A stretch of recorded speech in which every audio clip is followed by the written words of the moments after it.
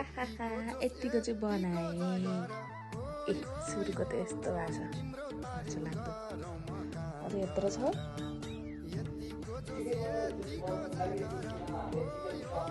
एक लाख ताप्दैछ खायो बनायो भाँडा मान्नुकै टेन्सन छ यत्रो धेरै थुप्रिन्छ भने बट के गर्नु यस्तो मिठो भएछ मैले फर्स्ट टाइम आफैले बनाएको मोमो फ्रोजन ल्याएर अचार बनाएर खानु त गएको थियो तर मोमो चाहिँ बनाएको थिएन मैले अहिलेसम्म यस्तो मिठो भएछ आफैले तारिफ गरिरहेको छु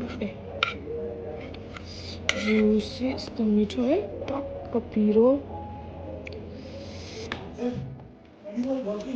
कस्तो भएछ बुढा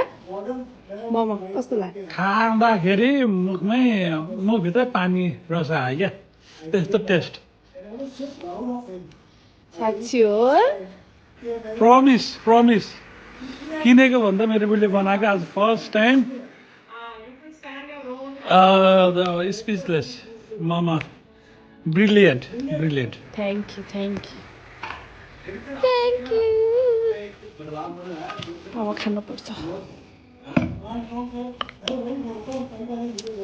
खाऊ न त खाऊ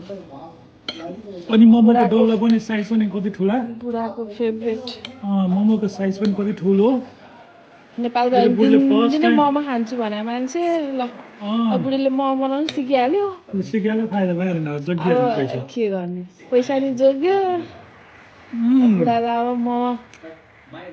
बनाएर बेच्नुपर्छ क्या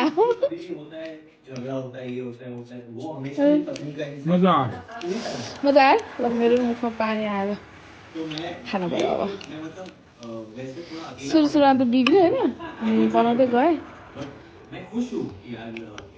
खालि फ्रोजन किनेर खाने है पैसा मात्रै खर्च